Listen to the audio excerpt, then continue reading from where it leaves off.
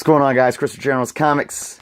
Doing a video here with a few things to show off for you guys today. Man, I'm telling you guys, I just had to do a little bit of yard work. I was picking up we had a tree that was cut down, and we had the piece of the tree, the log, stacked up for a while. They've probably been sitting there for 2 years now.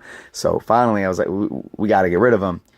And it was already getting dark, and I picked a log up, and a black widow fell right on me. No lie. So I was like waiting and waiting. Thought I was going to turn into Spider-Man or something, but I'm okay. He got me on my arm.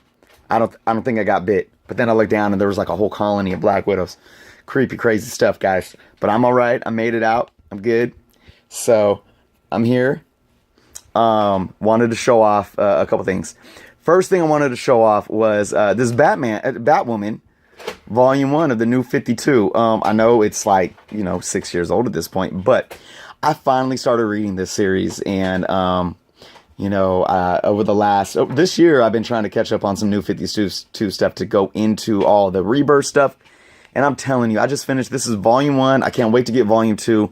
So far, this is intriguing me so much. I might call this the best New 52 run out of all that I read. I mean, you match the storyline up with the art. I mean, the art was it's just so beautiful. I can't really get into there right now, but J.H. Williams, who is somebody that I am not too familiar with, but I'm loving it, guys. I just had to point that out there. Like I said, I know it's not any new hot item, but if you guys haven't read this, read it. Which brings me to, I never gave in a video my opinion on the Wonder Woman movie, and I wanted to just kind of bring that up right now too before I go into a few variants that I have here. And I was just in a Facebook debate about Wonder Woman. I gotta say, man, my favorite DC movie, hands down so far. I think they did a great job. Just with the aesthetics, everything about the movie. Gal Gadot, or however you say her name.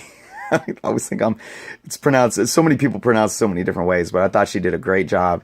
Maybe I did I, Jeremiah, did I do a video talking about Wonder Woman? Did I give a Wonder Woman review? Maybe I did already.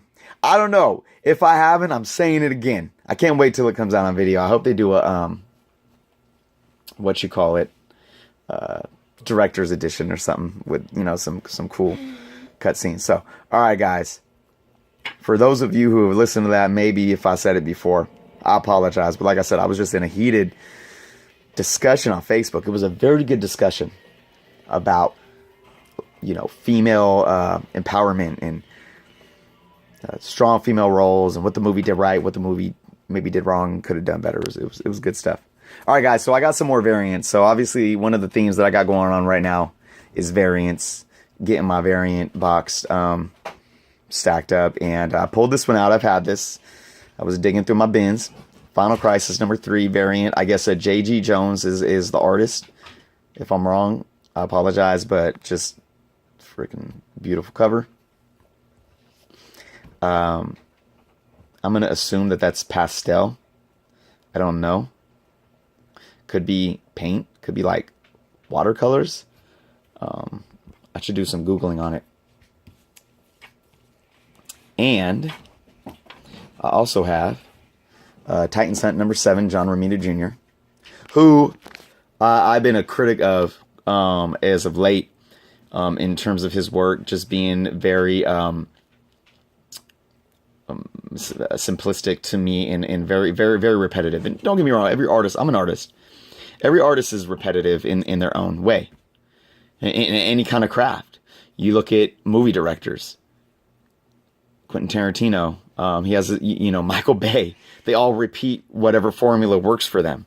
Same with artists. But when you look at John Romita Jr. stuff that he did in the late 70s, 80s, next to what he did now, it doesn't compare to me. But what I did see a cover that he did, I think it was a new release this week, or that's coming out next week. I forget. But it reminded me of some older John Romita Jr. and I really love the cover. So, yeah, but still mad respect for this guy.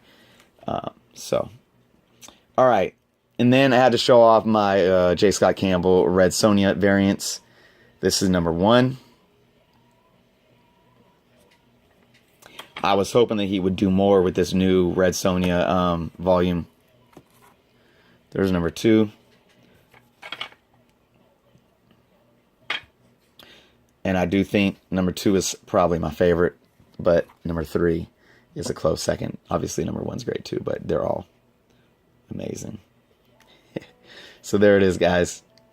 There it is. I was just online today trying to find out.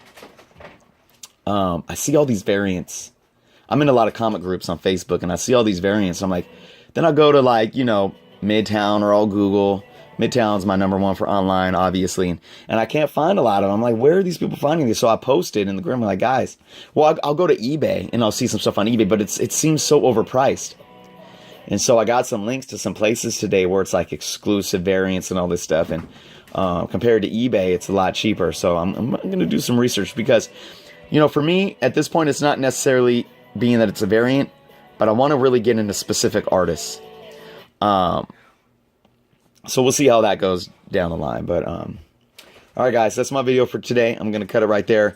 One last thing. I am, I think, 3 or 4 subs away from 300. And I can't wait until I hit that mark. And I want to thank all you guys. And if you're not watching and you have a sub, please do so. Get to that 300 mark. I don't think I'm going to have a contest for 300. Maybe 400 if I get there. I'll see. I'll see that. Maybe in a couple days if I get to 300, we'll see how I'm feeling. What kind of mood I'm in. But, yeah, I just appreciate everyone's support. And thanks for watching, guys. Until next time.